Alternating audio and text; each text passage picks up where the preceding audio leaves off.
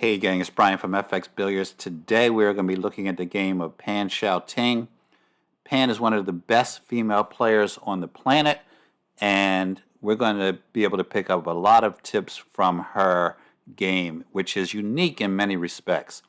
So let's take a look. The first shot that we just looked at was this bank on the one ball, which is very rare to see bank shots at this level.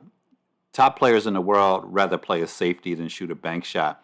But if you look at the speed of that shot, she would not have left a shot for Jeanette if she missed that shot. She most likely would have ended up on the short rail, and Jeanette Lee, who she's playing, would not have had an easy go at it.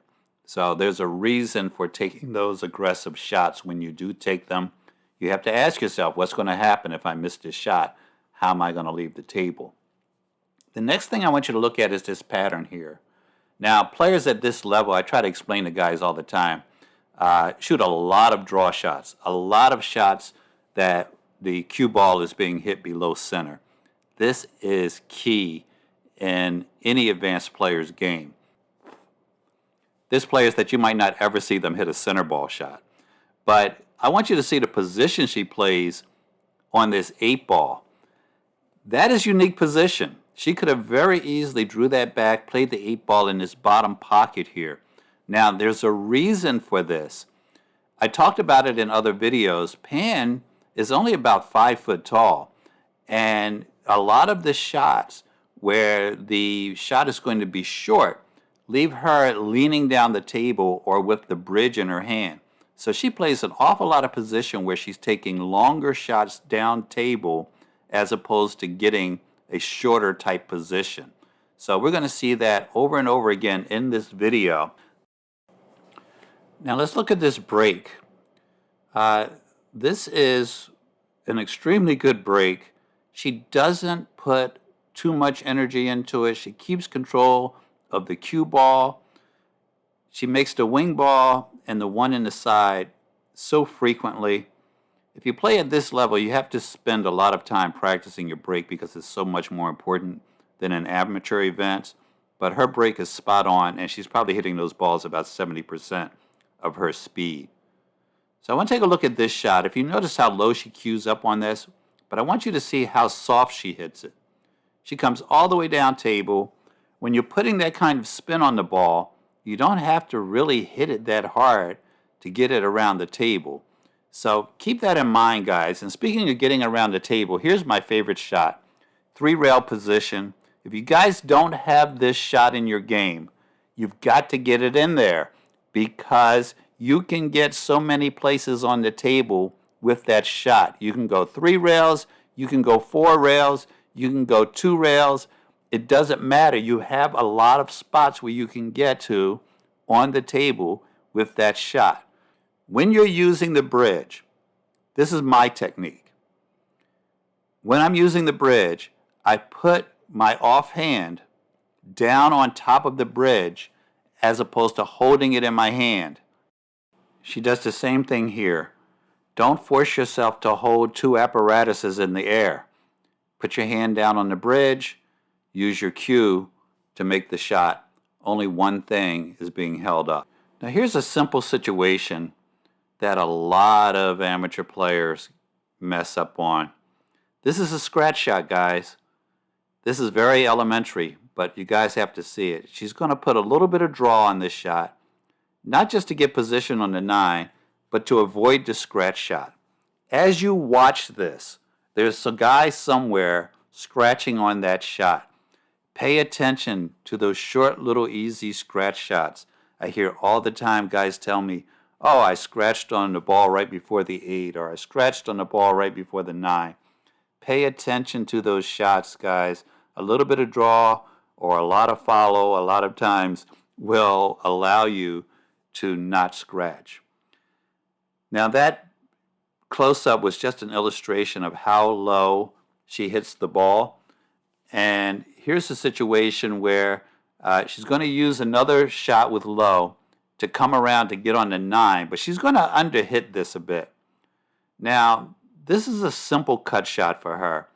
But guys, when you have shots like this, and it'll come up later, overhit the ball. If you overhit it, you're going to have a shot. If you underhit it, you might end up having to shoot a bank shot. Now this, as I said, a little bit outside on this, she's going to make 99 out of 99 of those. But if you have a shot like that where you might end up under the shot or over the shot because you're moving across the ball, overhit it so that you end up with a shot, even if it's a tougher shot, either way.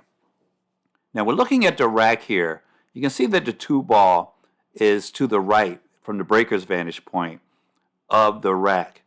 Now this is why we rack with the 2-ball in the rear now, because she's going to get that 2-ball and the 1-ball to her end of the table all together in a nice neat package. If you're playing in events where the 2-ball moves around and they're not racking it in the same spot all the time, check out my video on rack patterns for 9-ball.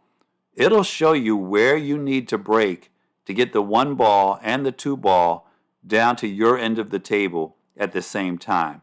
So if I don't know if she would have changed sides or not, but if I was playing and the 2-ball was on the opposite side of that rack, I would have broken from the other side, because that then would have brought the 1 and the 2 down table with me.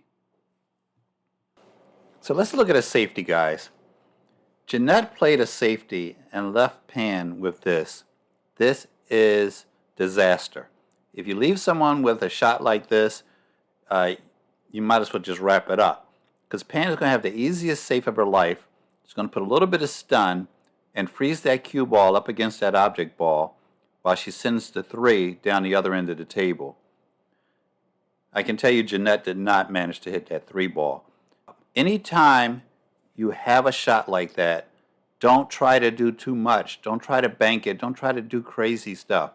Just take your safety and put yourself in a position like this where you're going to end up getting ball in hand and running the rack.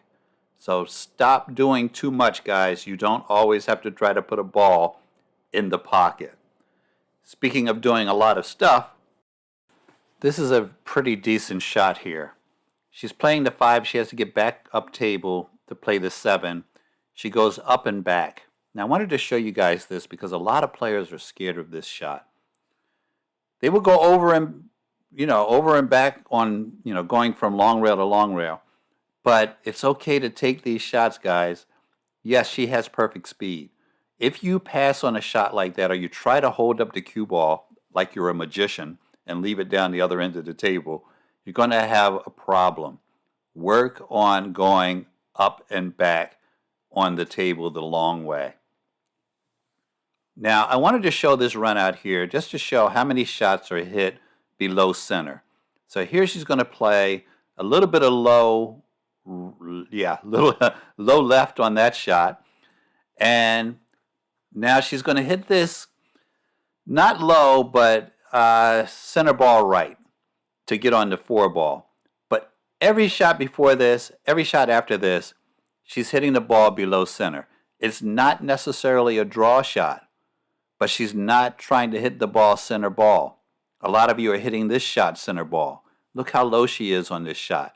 Not a lot of speed. She's not trying to do amazing things with the cue ball, but for purposes of cue ball control and aim, for reasons I'm not going to get into right now, she's hitting the ball below center on a lot of these shots. Now this is an actual draw, but only to get a little bit better position on the 8-ball.